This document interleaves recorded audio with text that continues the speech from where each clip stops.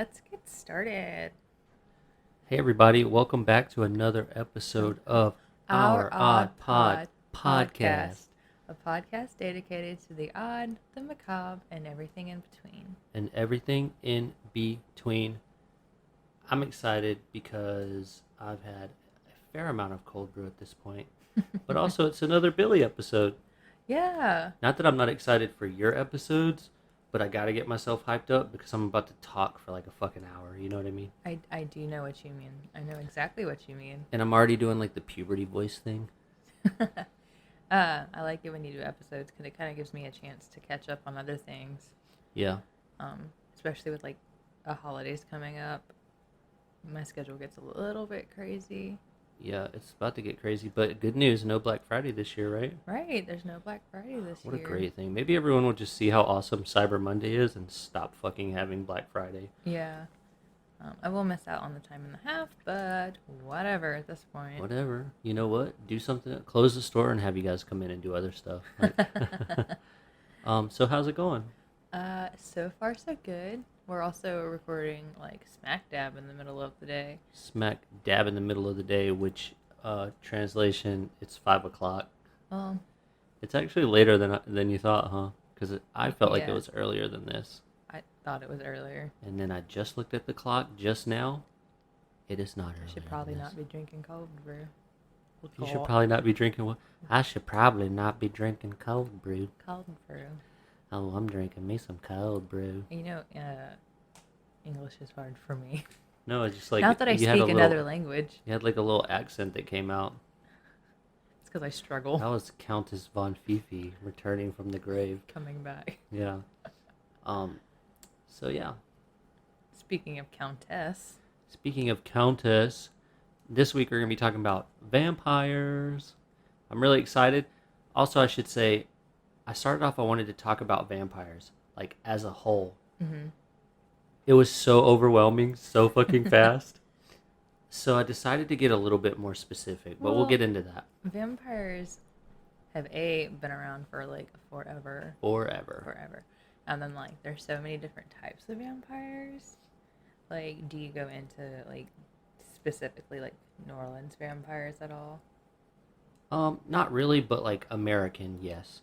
Okay. The thing is, like, there have always been kind of these ideas of things that drink blood to survive, but they weren't always vampires. So, like, in antiquity, there were things that sort of led to our idea of what a vampire is, but they weren't specifically vampires. So, like, I decided not to go that far back. Okay. But, like, for example, something I found before I got totally overwhelmed and sidetracked, and I forget what they're called because they were in my other notes, but there was some creature from, like, Hindu legend, right?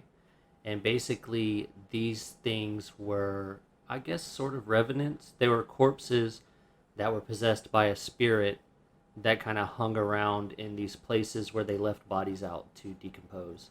Interesting. I wish I could remember what those places were called, but Well, yeah. maybe I can elaborate a little bit. Not today, but like maybe on a future episode. Well, the cool thing about vampire lore is there's so much of it that you can just kind of Well, there's a lot of vampire history that originates out of New Orleans, like even with like the Casket Girls. yeah. So. Ooh, cool. All right. Well, with that being said, and I'll let you. my lead very this show. brief my very brief segue into ancient Hindu legend. Let me ask you, in your opinion, what is a vampire? Like, what makes a vampire in your opinion? Somebody who comes back from the dead and like drinks blood or sucks energy or something like that. Okay. If we're gonna be like super vague about it. Yeah, essentially we can agree that typically it's a corpse that returns from the dead and feeds off some life force from a human being to sustain itself. Mm-hmm. Okay. What's your favorite vampire movie? Ooh, The Lost Boys. The Lost Boys? I knew you were going to say The Lost Boys, I was I like, think. you knew that. I felt like, but just the first one, right? Yeah, the two that come after that are hilarious trash. But better or worse than Queen of the Damned? I love Queen of the Damned. Okay, well, I like Stuart Townsend. You can't make me shit on Queen of the Damned. Well, it's a shitty movie. Agree to disagree. Anyway, I'm just saying. I just Stuart Townsend, leather pants. Stuart Townsend is great, but you know what? That's a whole different thing. We should just watch Queen of the Damned and do like a reaction video to it. Can we just saying, like, there's a lot to love about that movie. Is there? Leather pants.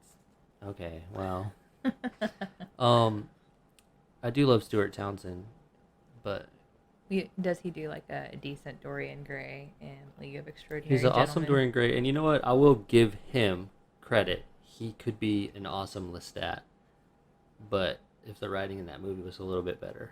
All But right. anyway, my favorite vampire movie is probably Shadow of the Vampire. I haven't seen that. You need to watch it. Or like the Let Me Ins, either the foreign film or the remake, or Mm-mm. Let the Right One In. Haven't seen those either. That one's creepy because it's like a little kid vampire, right? And We'll those see, are there's like always creepy. My Best Friend's a Vampire. Is that a Disney movie? I don't think it's Disney, but it's super cute. Yeah. Well, it makes me think of like when I was younger, there was this book I read called The Silver Kiss, and it's like kind of one of those. It was around the same time as like Fear Street or whatever R.L. Stein's like older kid series was. You remember what I'm talking Yeah. about? So it kind of had the same little teenage romance kind of thing to it, but spoiler, the dude was a vampire, and he was trying to catch his little brother who was like a baby that was a vampire Little that was baby killing vampire. people. Yeah. That's adorable. So Shadow of the Vampire is about, it's a movie about, a fictional movie about the real making of the movie Nosferatu. Oh. But in the movie, the person playing the vampire is an actual vampire, and his payment is when the movie wraps, the director promised him he could have the lead actress, and it's Willem Dafoe as Count Orlok. So it's pretty awesome. But we can agree, though, no matter what our favorite vampire movie is or our favorite way to consume vampire stories, there are always sort of like these recurring themes in film and literature, right? Before we go any further, we have to discuss the elephant in the room Okay. with the new movie coming out, or a new book coming out, Okay. Twilight. Oh, man, do we have to? Just saying, like, can we disagree that is not the vampires we want to include? We don't have to agree to disagree. We can agree on that.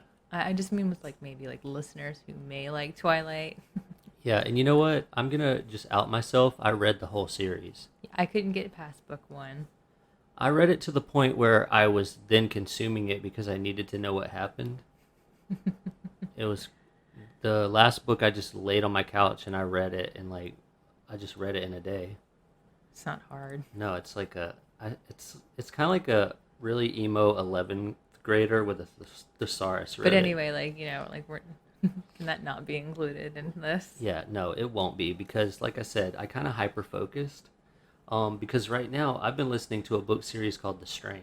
So in European folklore, there's this idea that vampires often visit their loved ones and cause mischief or like deaths in their neighborhoods, right, where they lived when they were alive, where they lived when they were alive.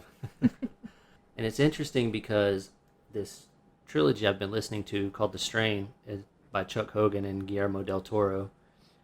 It's not really your typical vampire story, but it has this recurring idea in the books that newly turned vampires would very soon after their transformation return to their dear ones, quote unquote, like their loved ones, in order to feed on them and spread this infection that they had. Oh, gross. So it's kind of the idea that the blood calls to them and the love that they felt as a human turns into an obsession as a vampire or something like that, right? It's just kind of like pheromones or something. It's like a corruption of love. Oh, okay. I'm not explaining it very well, but the series is definitely worth checking out. And in the beginning, it kind of seems like they're trying to put a scientific spin on vampirism, which puts a lot of people off. But it very quickly leans back into more supernatural elements as the story progresses. So just get halfway through the first book. If your It's main kind of just like hang in there. Yeah, if your main hesitation is that they're trying to science away vampirism, just give it a chance. Keep going. Anyway, I think it's kind of cool to see some of the more obscure folklore pop up in a contemporary story. Now I'm going to go off on a little bit of a tangent, Okay. which is sort of like we're going to go into what I'm going to be talking about, but I'm going to circle back, okay? Okay. Just bear with me, hopefully it'll pay off. So to me the coolest part of the strain, focusing so heavily on this aspect of vampire folklore, this idea that blood calls to blood and newly risen vampires' first instinct is to return to its family and turn them into a vampire, is that this idea came from a complete misunderstanding of infectious disease. Okay. In fact, there are quite a few diseases running amok that just kind of gave the illusion that the life was slowly being drained out of a person. Could that be like tuberculosis? It could very much be like tuberculosis, yes. I feel very smart when like these things happen. So I guess essentially the life is being drained very slowly from the person, but Is it not kinda by like- a vampire. Right. It's just kind of like because like they're spitting up blood and it kind of looks like they've been feeding or. Yeah, Oh, okay. that is cool. one of the reasons. Yeah, and actually, I didn't mention that in the notes, but with tuberculosis, the blood that they spit up, people are like, "Oh, whoa, hold on." Hold on there. Now, obviously, as I mentioned, people during this time where they thought tuberculosis was vampirism didn't have a very strong understanding of infectious disease, and that sort of helped cultivate the idea that a revenant or a vampire returned to prey on their family first. Because especially tuberculosis spreads very easily amongst family because they're big droplets that hang in the air. In close quarters, you're gonna probably get tuberculosis. Well, I don't know if I mentioned this in the I think it was either the third or fourth episode with Elena. Most of her family died of tuberculosis. Well, she had tuberculosis too. That's such an awesome callback to an earlier episode. I was thinking about tuberculosis coming up again when I was doing this. Yeah. So it's just like thinking about it, it's like, oh wow, Welcome to our odd tuberculosis podcast. a podcast dedicated to tuberculosis. A podcast dedicated to the phlegm, the shortness of breath, and the coughing of blood. Yeah, so people were so sure that Grammy and Pop Pop were vampires that they would often dig up bodies. Okay. Unfortunately, there are very natural characteristics of decomposition that did not help with these matters, Ooh, okay? I can imagine. So two very good examples would be receding gums and the appearance of growing hair and fingernails. Like natural body decomp. Yeah, That and- happens very shortly after death. yeah. So needless to say, if people weren't convinced that corpses were coming back to life before they dug them up, which they definitely were, or they wouldn't dig them up, they definitely were after, because they looked like monsters. Also, some of the locations where these types of myths originated were fucking cold, or could get really cold, So right? they're not like decomposing like as fast. Right, so a well-sealed coffin buried in winter could delay decomposition by several weeks or even months. Right. So your run-of-the-mill 18th century dum-dum might expect a body to decompose immediately. So imagine their surprise when they dig it up later and it still looks pretty fresh, right? Right. And there's this really fun thing that happens when our bodies decompose. Intestinal decomposition kind of creates this bloating, which can force we blood know. into the mouth. We know about bloating. Yeah, well, it can force blood into your mouth and give the appearance that old Uncle Dead guy has been sucking on some blood. Interesting. Yeah. I like how all these like facts about like body decomp are like coming back. We haven't talked about like body decomp on our like show, but it's something that I'm like super interested in. I knew you would be into it, yeah. So it's like, yeah, bloating happens like because your torso will swell, but then like everything gets pushed either up or down. And force blood into your mouth. Imagine you dig someone up, they have like fresh, quote unquote. I'm saying that not to be annoying, but because no one can see me doing quotations. Hand Obviously. quotes. Quote unquote, fresh blood in their mouth, right? Yeah. So needless to say, these types of things had people freaking out. And well, if they were digging up corpses, like I said, they were probably already freaking out, but now they're full-blown panic mode, right? Mm-hmm. As a matter of fact, New England had a whole-ass vampire panic over a disease that we are pretty damn familiar with these days. COVID. Not COVID. So, not surprisingly, this became known as the New England Vampire Panic. I don't know about You this. don't know about this? I don't Okay, think well, so. You continue to speak. I'll tell you if I know about it. No, I'm gonna continue to speak. I'm just gonna go ahead and apologize beforehand. It's I don't cover it as well as it could be covered, but it's definitely something that you want to look into because Okay. it's interesting. It's fucking really cool. I'm hoping that once you'll start talking about it, I'll know what you're talking about. So this now, I'm sorry. Go ahead. But to put so eloquently. Well, it was actually the reaction to a 19th century around then outbreak of tuberculosis in Rhode Island, Connecticut, Vermont, and other parts of New England. Of course, we know that consumption, as it was called in yonder times, spread pretty easily amongst family members, as we said. But again, not a very strong understanding of infectious disease in the 18th and 19th centuries. Well, the theory of like the germ theory of disease hadn't come around yet. Yeah, it took a while. You know, here's the thing that gets me, okay? Old school doctors were fucking stupid. You could literally bandage somebody up and call yourself a doctor. Like, hey, you I'm a didn't- doctor. People are like, oh, hey, cool, this dude's a doctor. So there were people that were, in the classrooms, they would cut open cadavers to show their little baby doctors or whatever. They would leave the cadaver room and then go and do like a exam on a pregnant woman or deliver a baby. And they're like, why do these people keep fucking dying after we deliver these babies? Because we didn't wash our hands. Because you got dirty dead person juice all over your hands and you're like all up in fucking... Just kind of like wipe it on there. So "Oh, well, gross. I don't know why. I was wrist deep in this cadaver and he seems fine. Sure, the dead guy is fine. Right. Sorry, please continue. So anyway, during this time, bodies were removed from their graves and their internal organs were ritually burned. Because there was an idea that these corpses were being possessed by evil spirits that were sustaining themselves on the blood of the living, so the organ that housed the spirit needed to be destroyed. Which may or may not be a reason why in vampire stories you have to stake the heart. And by doing this, they thought they could stop the spread of vampirism in their communities. Okay. Which, to clarify, no one was calling vampirism. I don't think they had a word for it yet, right? They were just kind of like, this thing is happening. This evil dead thing is eating people. These people are coming back to life and eating people. Right. So let's have a closer look at some of these New England vampires. Okay. In 1846, this dude from Griswold, Connecticut, named Horace Ray, Mr. Ray if you're nasty, died from a little thing you might have heard of called tuberculosis. Now, over the next 6 years, 2 of his grown-ass baby boys died of the same disease. 2 years later, so I guess we're at 8 years now, another one of his sons got sick. There was obviously only one answer to the mysterious, almost decade-long string of deaths following Ray's own demise. Luckily, Ray's family and friends had it figured out. The dead sons were feeding on the living one. Okay. This sounds very, familiar. You probably heard of it. Do you want to guess what the friends and family plan was? To dig up the 2 boys' bodies?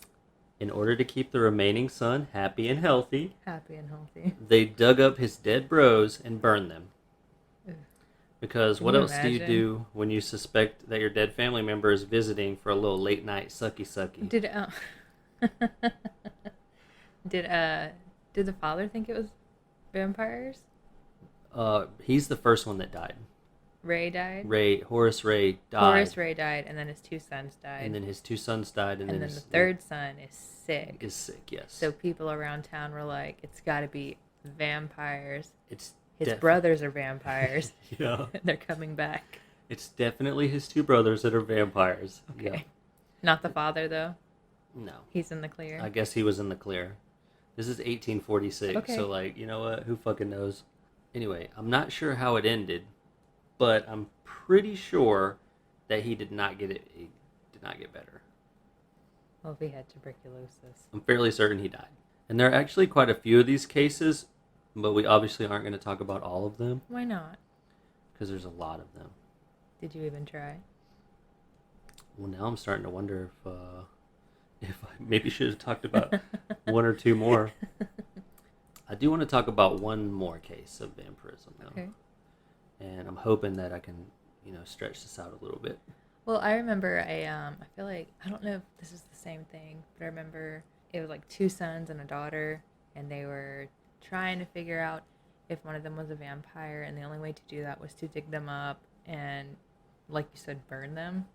But they had dug up the child, and she had either been dropped and like it kind of shifted her, and it looked like when she opened the casket that she had been like Mm-hmm. moving, or uh, if that's just like what happened whenever she was like decomposing, that she had like turned a little bit. Right. But they're like, she's the vampire. I told that story wonderfully. No, that was good. And you know what? I think you're really gonna like this next story. Okay. This happened in Rhode Island as well. Okay. It was about 50 years later. Not exactly 50 years, but we're kind of rounding up, Give or right? take. From what I've read, this is one of the more famous cases to have come out of the New England vampire panic. And I think that fame is just really a result of it being one of the better documented cases. So, without further ado, we skip to 1892. And Christopher Columbus didn't sail the ocean blue? No, I think that was quite a bit earlier. I thought Or he maybe didn't. he's a vampire. This is the story of Mercy Brown. Mercy Brown. To be fair, it is a lot like the previous story, Okay. but I felt that I would be doing a disservice if I didn't mention Mercy Brown. Well, I'm excited. Please tell me I didn't just ruin your story. No, you didn't at Okay, all. cool. It's kind of like if you read the back of a book. Oh, okay. That yeah. So let me carry on before I start to ramble. Near the end of the 19th century, a gentleman named George Brown was having the worst time of his life. As one does. Yes, George's wife Mary had died. Do you want to guess what she died from? Tuberculosis. Tuberculosis. How did you know? Recurring theme in our podcast thus far. So, as if that wasn't bad enough, his oldest daughter, Mary Olive, not to be confused with his wife Mary, his oldest daughter, Mary Olive, Wait, so we have Mary. The wife died. yes, We have Mary Olive. Mary Olive, the oldest daughter, also died from the disease soon after her mom. Sad. It is sad. So, I Mary also Olive. love that name, Mary Olive. Mary Olive, that's a good one, huh? Mary Olive died in 1886, and if you think that Mr. Brown's woes were over, well, you're wrong. Okay. Quite wrong. Because in 1891, George Brown's other daughter, Mercy, as well as his son Edwin, got that damn consumption too. That's like 4 people in his family. Right. I think this is a good time to point out that by 1800, about 1 in every 250 residents of the eastern United States were dying of consumption. And between 1786 and 1800, it had claimed about 2% of the region's population. It would go on to kill about 25% of the East Coast citizens by the end of the 19th century. 25%. That's insane. And to think like tuberculosis didn't really get under control until like the 1900s. And I'm pretty sure you can just live with tuberculosis now with treatment and stuff. Yeah. Yeah, that's crazy. Okay. Which, like, if our response to COVID is anything, any indication, you know. So, needless to say, some pretty serious shit that people didn't fully understand was going down, right? Mm-hmm. So, George's friends and neighbors were getting pretty goddamn suspicious. It's like, why is everybody dying in your house? Yes. At this point, also, Mercy had died. Mercy had died. So, by now... He's lost his entire family. His son is still alive. He has one son left? Yes. So, at this point, Mercy had also died. And the locals were very convinced that one of the earlier deceased ladies were causing Edwin's illness. It took some convincing because I don't think George Brown was riding the vampire paranoia train as hard as some of the other people during this time. Mm-hmm. And there's a local newspaper that even reported, and this is a quote from the newspaper. We don't trust the newspaper. Yes, we do. Mr. Brown did not place much credence in the old-time theory and resisted their importunities until Wednesday, when the bodies of the wife and 2 daughters were exhumed and an examination had, under the direction of Harold Metcalf, M.D. of Wickford. So, spoiler, he eventually was persuaded to exhume the bodies of his loved ones. So this grieving man Yes. is being told that he now has to dig up 3 of his family members who have recently died. Yes. And why did they only pick the females? Well, they were all female that had died. There was one son, wasn't there? He's still alive. The lady Oh. vampires are killing him. Okay, I take back what I said. So on March... Simmering down on that rage there. Say, calm down your rage there, miss. So on March 17th, 1892, with the village doctor, a reporter, and several villagers in tow, George and the gang moseyed on down to the graveyard and unearthed the bodies of Mary, Mary Olive, and Mercy. When did the first wife died? Mary died sometime before 1886. 1886. And when did the first daughter die? 1886. And when did the little one die? Mercy? Mhm. I'm pretty sure she died in 1891. Okay, so the two older ones, they've been dead for a while. They've been dead for a few years. Okay. Now, Mama and daughter number 1 had the expected levels of decomposition, or whatever the expected levels were in the minds of these notoriously dumb 19th century Well, I'm idiots. trying to think of like what a body would look like by then, like without being embalmed. I was like, probably not a whole lot left. Probably pretty gnarly, but Mom and Mary Olive were like, okay, they're reasonably I decayed. think I know this story. But Mercy, oh, have Mercy Brown, She wasn't like decomped, right? she showed barely any signs of decomposition. But when did she die? Was it like winter? It was like she had fresh, quotes, fresh blood in her heart and liver and appeared to have turned in the grave. Okay, this is what I was talking about, Mhm. isn't it? So never mind that she had essentially been stored in a freezer, I was gonna say that. an above-ground crypt during a Rhode Island winter, and things, I feel like they probably shift during decomposition. Yeah. Nope, she was a vampire and something had to be done. I was also gonna say, like, depending on like how tight her coffin was sealed, if there's no air in it, the body will go through something called like saponification, and your skin basically turns kind of like waxy. Oh, really? Yeah, Tell me more about that. it was the same thing that happens. Like, basically, there's no oxygen, so your body, the bacteria can't feed. Mm-hmm. So your skin just gets this waxy like coating on top of it. So you look very like, I don't want to say fresh, but you don't look decomposed. You don't look modeled. Right, but you don't look decomposing. Like you're not decomposing. Right. So you kind of just stay like in this weird state of being Mm-hmm. because like bacteria can't get in and your body's not. And what's it called again? Saponification. Saponification. Oh, that's a good word. Yeah, so probably a little bit of that too, right?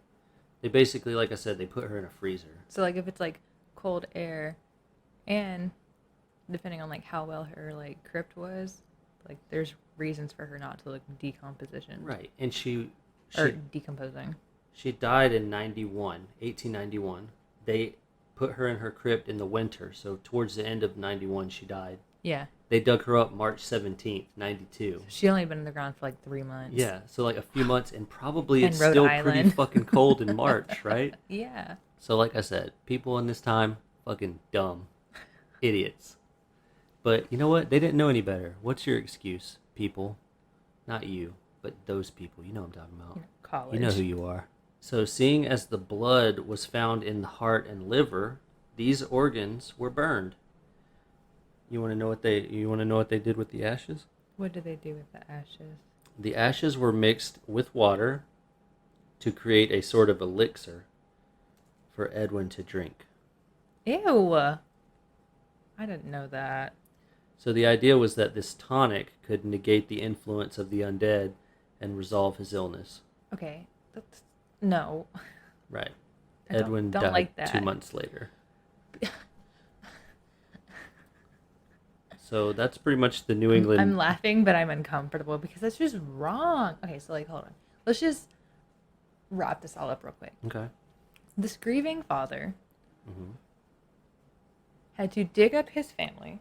Yep. They then burnt his youngest daughter, Yes. Her heart and liver. her heart and liver of the youngest daughter, because they thought she was a vampire. Mm-hmm. Burnt it, mixed it with some liquid, and made him drink it. Yes. Was he fine before that? No, he was dying of tuberculosis. Oh, okay. So then, like, It didn't help. He did that for nothing. Yeah. So he drank his sister's. Can you imagine like how mad he was? Yeah. He's like, those motherfuckers. That shit was disgusting. And it's Mercy's grave is still, it's in, I think, Exeter, Rhode Island. Don't ask me.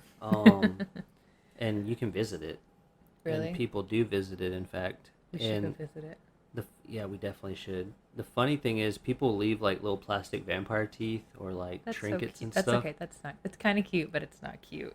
And then one person left a note that just said, "You go, girl."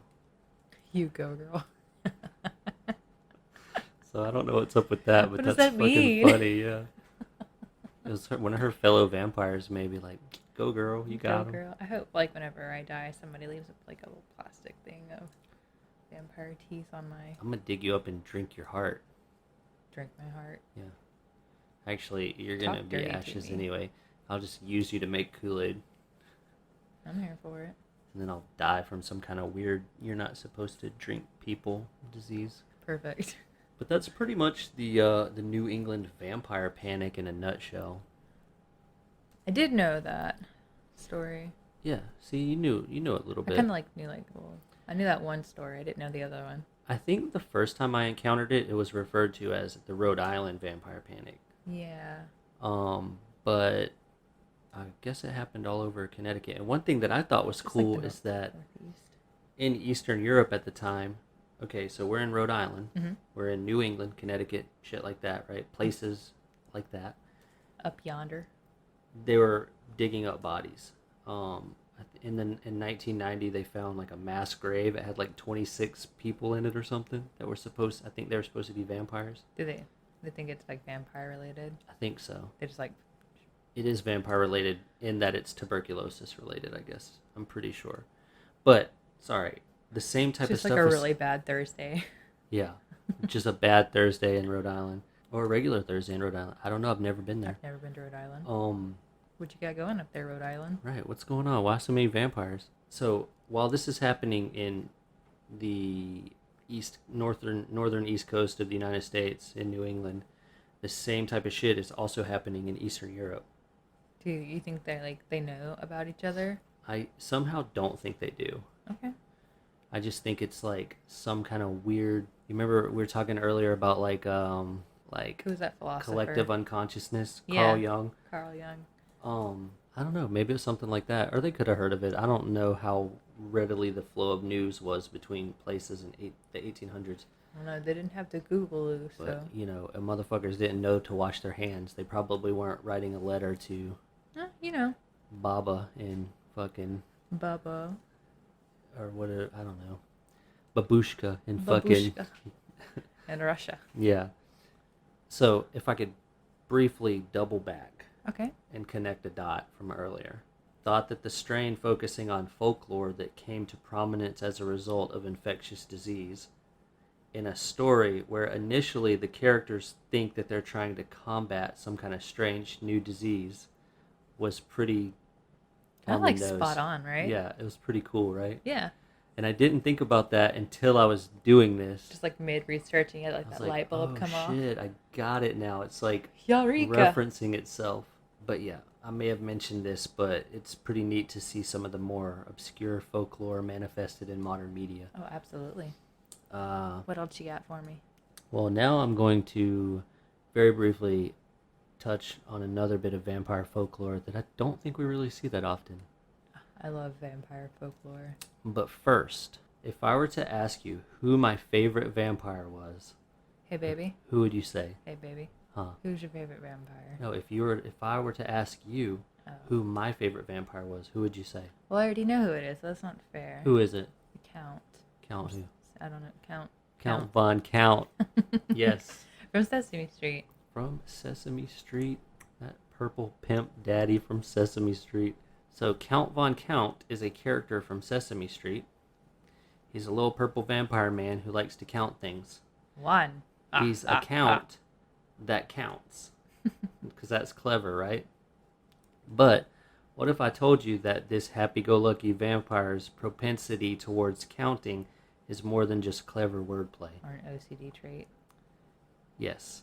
So the first lyric in Count Von Count's song Batty Bat is in old Transylvania when I was a lad. Okay? Okay. Now I'm super excited. Later in that segment, the Count says, he's like walking past some pictures or something. The singing stops briefly and he says, "Ah, my happy childhood in the Carpathian Mountains, how well I remember," right? Something like that. So the Count spent his childhood in old Transylvania near the Carpathian Mountains, Okay. which may just seem like a random tidbit of information about the backstory of a beloved fictional character, but it's important. Okay. So his accent, I'm on the edge of my seat. the location where he grew up, make it pretty clear that he's Romanian, right? Because old Transylvania is now Romania. Well, you've been to Dracula's castle, haven't you, in Romania? Uh-huh. Okay. It's awesome. Keep going. So this makes him Eastern European. You've been where Count Von Count's from. Yeah, my favorite vampire. Eastern European folklore is where we get the idea that vampires suffer from a condition called arithmomania. What's that? I'm glad you asked. Arithmomania is a mental disorder that may be an expression of OCD that manifests as a strong desire for an individual to count their actions or objects in their vicinity. Oh. So when a suspected vampire would die, poppy and millet seeds would be sprinkled in coffins and around the grave to prevent a vampire from returning. Would they just, like, count them for forever? Yeah, the idea is that... Is it because they're so small that it would take them forever to count Well, poppy seeds? The idea is that the vampire would be compelled to pick up every single seed before being able to leave the grave. Just be pissed. Yeah. Who the fuck put these seeds everywhere? God damn it. We have no fucking respect. No respect for my grave. Sometimes a net would be used instead of seeds. So what would a net do? So it's basically the same idea, except for they would need to untie the knots rather than pick up the seeds. They would sit there and untie every single knot. In a net. Okay. Net knots. Net knots. You're not getting out of that. You're not getting out of that grave. You're not netting out of that grave. I don't know. You're not getting out of that coffin. So that's pretty cool, huh? Or not.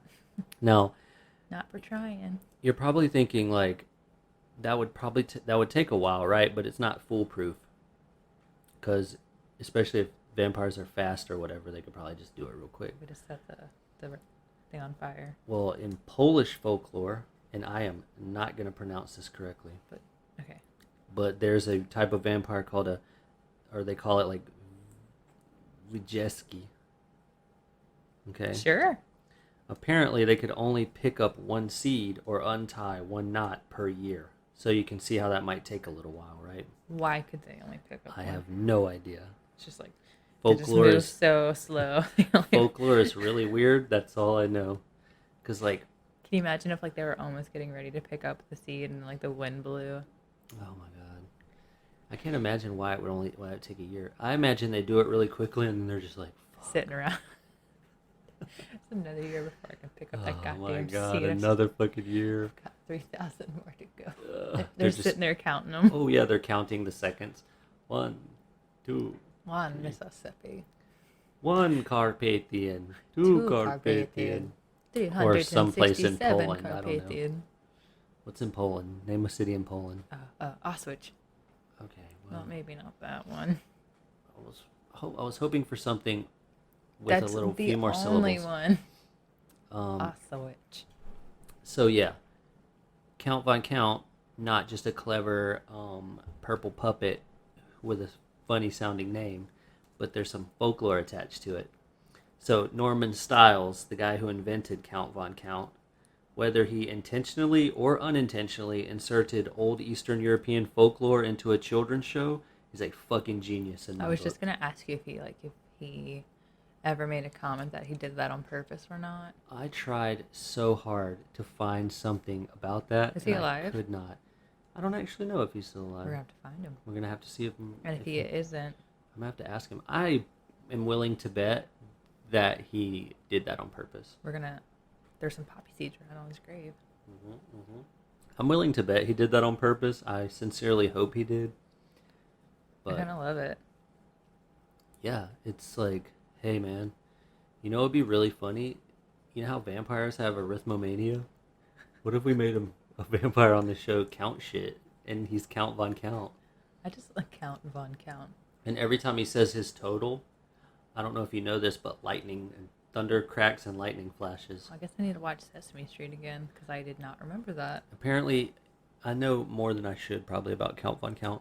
Apparently, he has his own personal cloud that follows him around.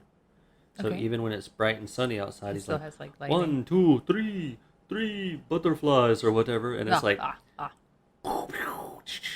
lightning and shit, right? Yeah. I think like his grandma and grandpa, one has rain that happens when they count, and one has snow.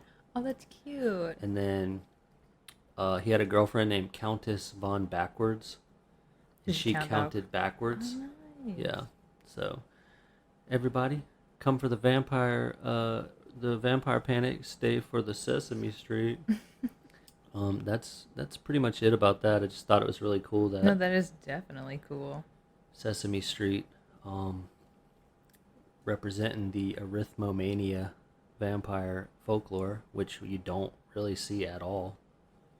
I think it happened in the X-Files, but I've never heard of it. Just that specific like folklore. Yeah, because Mulder like threw something down because they were being I remember chased you by telling me about that. they're being chased by something, and he threw a bunch of like, I don't know, raisins or some shit on Raisins. the ground. I don't fucking Trail know. mix. Yeah, trail mix. I'm allergic to peanuts. Oh no. No. One anaphylactic. Yeah, that's pretty much all I have to say. That was a lot shorter than I thought it was gonna be. Well, I could tell you about the Casket Girls if you want. Yeah, tell me about the Casket Girls. I heard this story on a New Orleans vampire tour, and I was like pretty much instantly obsessed with it. So keep that in mind. New Orleans natives are pretty proud to trace their roots back to these women. So taking it back a long, long time ago, when Louisiana, more specifically New Orleans, was mostly felons and like the less desirable folks, were shipped off for France to the New World. Louisiana being the New World, they began to complain that they didn't have wives. So they asked King Louis... Because they got no game. Because they ain't got no game for nothing. So they asked King Louis to send women because there were none, and they were supposed to colonize Louisiana. And they didn't have no babies for the colonization. So where were all the women? Because these were like criminals or what? Yeah, they shipped off a bunch of criminals from France Okay. to the New World in an effort to give them, like, they could either stay in prison or they could come to Louisiana. Whew. That's a toughie. So a lot of people came to Louisiana to get their freedom back. But there was no women here. So they asked King Louis the 15th if he could send some women, because how are we supposed to colonize Louisiana if we ain't got no women? Right. So King Louis thought it over, seemed it pretty reasonable. It's like, I guess I could send some Guess ladies I could over. send some women. So King Louis obliged and sent, it was alleged that he sent 300 virgins over to the New World. 300 virgins. To the New World of New Orleans. All right. Mind you, it takes a while to get to America from France via ship. So after months and months and months at sea, these girls arrived to America not looking their best. Fair. They were described as pale and gaunt and skinny, and their luggage looked like, to the colonists that were here, looked like caskets or like coffins. And it didn't help that their suitcases were called casquettes, which eventually morphed into the word casket, or casquette, which is the Cajun word for casket. So these skinny, pasty, casket-wielding women, they were a little more than off-putting to the colonists, especially when some of them would cough up blood, probably due to tuberculosis. Oh, dear. Good old TB. So that's where some of the rumors started that they were vampires. Okay. So either way, the nuns at the Ursuline convent had been tasked to care for these girls at least until their marriages had been arranged. But life wasn't all that it was cracked up to be down here in the deep south with no air conditioning. It wasn't the life that these girls had dreamed of. No, I suppose not. I mean, like, the Cafe Du Monde wasn't there. Right. So, I mean, like, I would have stayed for some beignets, but I digress. Big nets. Big nets. So many of the casket girls had started to disappear, leaving behind their casquettes. More rumors began to circulate since these women were disappearing, and many of the girls who had left their suitcases or their casquettes, many of them were left behind empty. Oh, right. So people believed that they had been emptied all along and that the girls had brought with them French vampires. Ooh. That's how Then Lestat got here. the nuns were having none of that nonsense. Oh, man. That's good. So after the nuns had managed to marry off the rest of the girls that had stayed, the nuns moved the girls' caskets to the third floor attic of the convent. Uh-huh. And then someone tending to the luggage had discovered that all of the caskets were empty, and they feared that something supernatural was happening. So the nuns bolted the attic door and used nails that had been blessed by the Pope himself. They was blessed by the Pope himself. They had been blessed by the Pope themselves to seal the attic windows and doors shut. The windows were shuttered, which was odd for the French Quarter, and it was rumored, or like legend has it, that the shutters had a strange habit of opening in the middle of the night. The nailed shutters. The nailed shutters that had been nailed shut. They've Yes. been nailed shut. Okay. Anyway. Anyway. The paper that I bought, like the wax sealed paper that I bought from the Boutique du Vampire in New Orleans, Yeah. it had a little paragraph about the casket girls, and if I'm not mistaken, there are like a specific number of nails that they used, and that it's still closed, like the third. Yes, they're supposed to still be closed. They've been nailed shut, and then I'm pretty sure every so often they will get the nails re-blessed by the Pope. Mm-hmm. So this is something that's still going on today. But also, back in 1978, a whole 250 years later, after the casket girls had arrived, a couple of amateur reporters decided to do an investigation on this window business, but they were denied access to the convent's attic by none other than the Archbishop. They climbed the convent wall and spent the night outside, just waiting for the attic windows to open. And the next morning, their decapitated bodies were found on the steps of the convent. 80% of their blood had been drained, as in it wasn't on the ground. Their blood was just gone. And their murders have never been solved.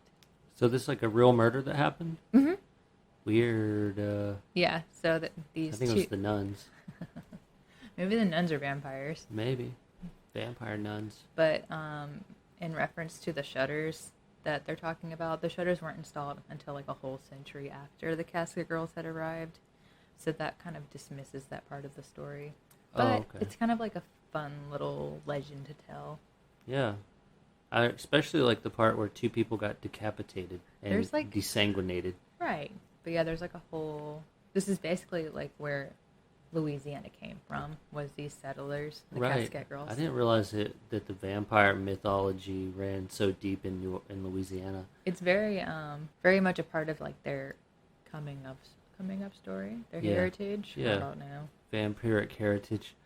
You'll find like all over New Orleans, but like mystical things like with voodoo and vampirism, and I'm pretty sure like you just said, there's a whole vampire du boutique. Yeah, Boutique du Vampire. Not to keep mentioning it, but first of all, it's a really cool place. And second, when we were there, we learned about their book club. And the book they were reading at the time was Casket Girl. Was about the Casket Girls. But when you think about like New Orleans has like, what is it? Interview with the Vampire takes place in New Orleans. Yeah. Anne Rice was French. Anne Rice is from New Orleans, who does a lot of vampire books. Mostly all vampire books, right? Yeah. It's kind of No, fun. not all vampire books. She writes about witches and mummies and shit. You heard it here first. Anne Rice also. And Jesus. Does she? Yeah, there's some series about Jesus where like he's a kid and like he accidentally kills his friend or something and then he brings him back. It's weird. I'll have to read that. Yeah, it's called like Christ Out of Egypt or something. Interesting. Remember when for a while. I don't know if she's still on this kick or not, and like I'm not trying to minimize it or whatever, but she's all of a sudden like, "Hey, I'm a Catholic," and I'm like really into it again. It was somewhere around there that she wrote that. Interesting. I'll have to look it up. But yeah, so I don't know. There's a lot of weird things coming out of New Orleans. You proved my point that I talked about earlier too, is that there's just so much vampire stuff. You got to be specific, or it's gonna be overwhelming. Well, there's vampires literally in every. I'm gonna say literally in like every. Words are hard today. Like every culture. Every culture. I'm pretty sure because they were you're right. talking about vampires like in Egypt, and they were talking about vampires in France, and vampires in London. There was, if I'm not mistaken, there was a Egyptian goddess who like drank blood, and she had a whole cult. Right. So it's not. Yeah. Vampires everywhere. And her name was Akasha. Akasha. Just kidding. That wasn't actually. It was like Sekhmet or something. I could be wrong. Anyway. Okay. Cool. Well, what else you got for me? This isn't my episode. Oh, well, I mean, that's all I got. You got tuberculosis. You got Count Von Count. You got Casket Girls, which was just kind of a fun bonus. That wasn't really planned at all. So. No. It was a lot of fun. It was like a little shallow dive. And you know what? It fit with the theme, too, so. So this is the episode that comes out before Halloween. And you know what? Definitely messed up on the last episode. And said that it was. I put a warning too on the last episode. I said, oh, good. I said we say this is the day before Halloween. It is not. Please excuse our excitement. We're just so excited. But I think the Casket Girl thing too kind of it fits in with some vampire folklore that they have to be in a coffin across water. Oh, I didn't even think about that. So maybe we'll have to do another episode on vampires later. For sure. Or we'll just talk about tuberculosis, let's be honest. Well, the next episode is going to be solely on tuberculosis. We're just going to get it all out of the way. Yeah, we're going to talk about the supernatural aspects of tuberculosis. Yeah. It's like people think it's TB, but really it's just vampires. Lupus. Anyway, that's all I got. Okay. Check us out on our website. Yeah. www.ouroddpodpodcast.com. We have a sidebar now that has all our links. Yeah, we're on Spotify, Amazon Music, Stitcher, Google Podcast. Maybe we'll hear back from Pandora soon. We'll see. But right now we do have a Spotify link. We have our Stitcher link. We have our Instagram, our personal Instagrams, Twitter, and a link to DarrenMusic.com. DarrenCurtisMusic.com. He does our intro and outro music, and I'm going to 100% get the Facebook group going this upcoming week. We're still trying to get everything sorted, but you know what? Just keep listening, keep telling your friends. We've had like 200 and something listeners since we started, which is very exciting. To me, is really exciting. Keep sharing the love, and I guess we'll see you next time. Yeah. We're the Boneses. This is the Boneses. And we are out.